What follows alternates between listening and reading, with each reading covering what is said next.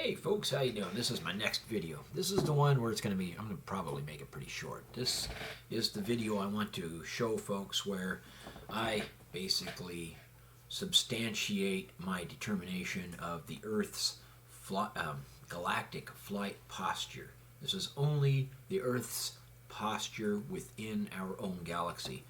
And as you can see right here, I'm already a couple slides down, but basically this was Google Earth.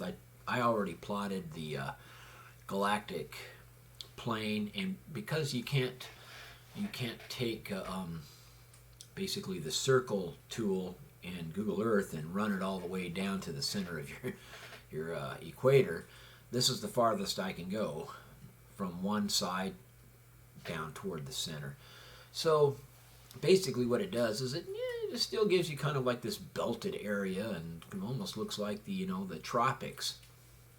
So I call it the galactic tropic of Cancer and a galactic tropic of Capricorn. So anyhow, the red line annotates, or I don't know, that's the wrong word, basically outlines the ecliptic. Let me go down to the next slide.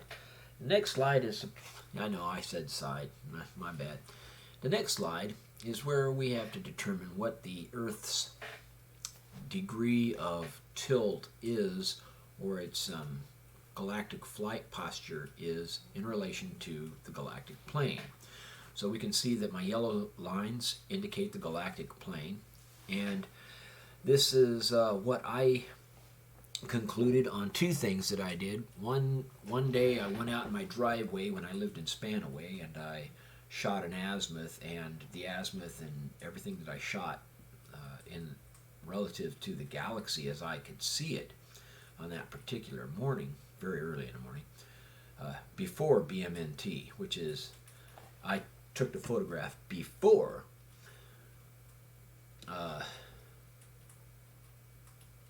morning nautical twilight.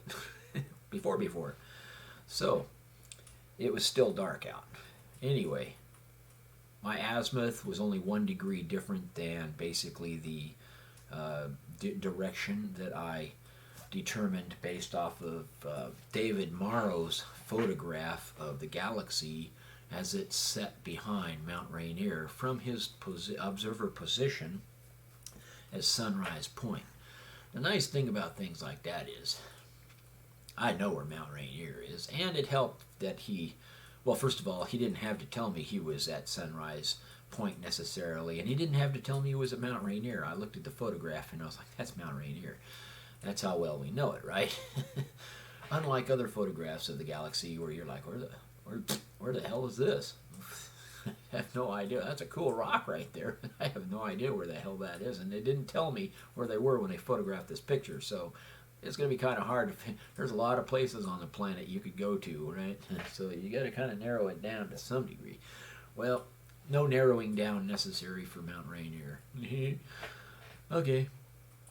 So there it was. I decided all that information, I figured it out and plotted it and determined basically what was the galactic attitude, or its angular momentum in relation to my view and the way the Earth was set at the time that I shot the azimuth and then measured David Morrow's stuff, right? I don't know what time it was when David Morrow took his photograph. I do know what day it was. It was October 6, 2012. Okay, now granted, if you sit out there all night long watching the galaxy, the Earth does turn in a way that the galaxy's attitude is also going to change based on how the Earth is rotating and where you happen to be standing. So either way you look at it, when you shoot that azimuth out, it still kind of comes out the same. So anyway, that's what we did, and I went with that. And then I decided to go ahead and figure out, well, this is going to be our the way the Earth appears when we are based on our galactic flight posture. And at the time that I did it, I was being lazy. I didn't really feel like doing all the extra measuring to figure out the actual axial tilt of the Earth's north pole in relation to this galactic plane. And I looked at the top line up here, and I'm like, well, from the center of the planet at the top line at an angle going to the North Pole as we see it, as I have it marked it right here, that looks like 1 degree. So I put in all my videos that the Earth's galactic flight posture puts the North Pole at 1 degree above the galactic plane. So now this is where I'm like, maybe I should measure that and see what we come up with. And I did. And then, you know, of course, the bottom of this rectangle, this green rectangle, is the equator. The top of the green rectangle is just the top of the green rectangle. The green arrow extending from the green rectangle is my indicating to the viewer that I plan to take this measurement and slide it over here to the center of the Earth to determine if the North Pole was facing in this direction as we're viewing it over on our left, then what would be the measurements, right, in that regard? So that's what I did, because that tells me where the center of the Earth is in relation to this North Pole view. All right, so we go down to the next guy. So there it is. I moved my rectangle over. Bam, there is the center of the Earth at the proper distance relative to this particular view of our North Pole, because even though it appears that my arrow is saying the North Pole is right on the perimeter of this circumference, it is not. We see it because it's actually closer to us than it would be if it were on the side of the planet. We wouldn't be able to see it. I needed to be able to see it so that I'd know exactly how to draw my little straight line here. This infantry blue line takes me right up to my arrow head. And then great, you know, you're looking at that and you're like, well, what do we have here? Well, we have, a negative 65 degrees. So as far as PowerPoint is concerned, when I have a line that's vertical straight up and down, and that's how I drew it initially, it's set at 0 degrees. And then when I click my little go left or go right tools here, my up or down arrows, then it goes to the left, and as it goes to the left, it generates a negative value, a negative integer. And that gives me a negative 65 degrees from 0 north down to the North Pole where it rests right here. Well, then if we're looking at the angle of the galactic plane down here on my horizontal green line as I'm drawing or sliding my cursor back and forth on, now we want to go to a vertical angle and determine, well, if this is negative 65 from 0 north, then it is going to be a positive 25 from 0 degrees west. All right, 25 degrees. That's interesting, because what is it that we all say the Earth's axial tilt is in relation to the ecliptic? About 25 degrees, right? Or as some would say, like 65 degrees in relation to the galactic plane. It's like, it's or the 65 degrees in relation to the solar system plane or the ecliptic. And you're like, what do we have going on here? So Earth's galactic flight posture places our North Pole orientation 25 degrees above the galactic plane. And then there's 25 degrees in relation to the Earth's ecliptic. So there's 2 points here we're talking about where things are 25 degrees in relation to something else. And that's interesting, because I believe that we might find that when we start looking at the solar system obliquity in relation to the galactic plane, we're also going to find something near 25 degrees. This is beginning to be a trend. It's beginning to become a constant. So what does that tell us? It tells us that as 9 Jupiterian stripes indicate the rotational speed of a given object, that's telling us that the average speed of forces that rotate our celestial entities, such as the solar system, is a relative constant speed, and this speed just transfers from one to the next to the next.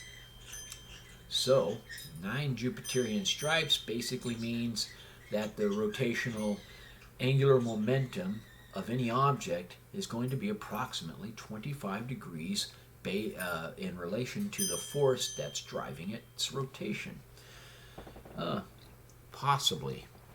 Alright, so anyhow, I needed to go into this particular thing and reestablish, is what I've determined to be the Earth's galactic flight posture true? And as I concluded, and I let NASA know, I concluded it is true. So Earth's galactic flight posture orients the North Pole at approximately 25 degrees above the galactic plane. Period. Now, is my ecliptic? That's the next thing I want to do. Well, I need to verify whether or not my ecliptic is true. And like I was saying in the other video, does our planet tilt left or does it tilt right? It's very important to know which frickin' direction it tilts.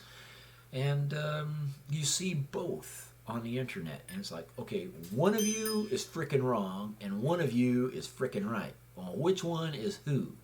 And on top of that, if you're going to figure out who's right and who's wrong, you also need to know where the observer is positioned in relation to the view that they are looking at. Because if you're on one side of the solar system, say for instance the galactic anterior, looking at our solar system toward the center of our galaxy, then you have one particular view where left or right tilts have that direct impact on the angular momentum of our solar system and the flight postures of all of our DRCB bodies within the solar system.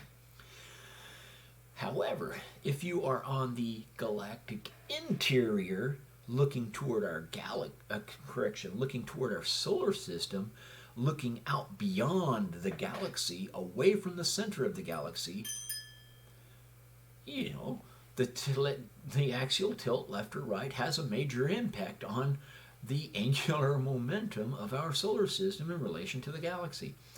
So somebody needs to get off the pot and figure out which way are we going here.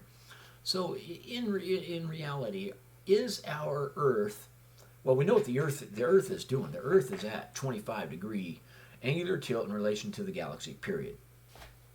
All right. Is it really necessary to figure out the solar system from that point forward? Maybe. But it is necessary to start figuring out all of these angular momentums, because what I'm looking for is the galactic angular momentum in relation to the AGC 203001 wormhole event horizon. And that will tell us, that's going to be really what tells us where we might be flying. Are we actually heading right toward that event horizon? And do we have a future of our stellar gases being ripped away from our stars? That's what I see. The scientists are saying that the neutral hydrogen gas clouds floating around out there, they're not really sure what's happening. In my mind, they're being stripped. The stars inside that galaxy are being stripped of their hydrogen gases, and it probably has to do with the temperature of that region of space, which may be becoming colder, and there's really nothing there. It's deactivating the process of fusion, and so when that process is deactivated and maybe the stars are beginning to become too slow to continue too slow in their rotation to keep these things together and attract them toward the center of these vortices that they live in, these things start to float away. My wife's up. Well, she's up early. What is she doing? 6:35? I'm going to have to go work on the house now. So that's what we're looking at here, and that's what I'm working for. Then I go to figure out our relationship with the sun. I'm going back to the SDO. I got to figure this stuff out on my own. So I go back to the SDO, Solar Dynamics Observatory, and I start looking at their photographs. And when I'm looking at their photographs, I notice a plasma stream vortex indicating that the sun has alternating currents just like Jupiter. And I'm like, I have to capture this. So that takes me off on another tangent. Now I'm doing all this stuff looking at the sun and analyzing the sun. And then that leads me to more theories about Earth's planetary evolution in its development since the day that its planetary suture sealed. So, and it also explains why the planetary suture is vertical and not horizontal. Because in the beginning I determined it would be cold at the north, cold at the south, and the last place that would have solidified from a wholly molten world is going to be the equator. We're going to find out why. I can explain why now. And that's also why the Svalbard, the ancient forests of the Svalbard Islands, were positioned along the mid-Atlantic ridge. Okay, I'm running out of time, and because I gotta start working on the house. So that's what we're looking at, and that concludes this video. Please like and subscribe. All right, bye. Gotta go.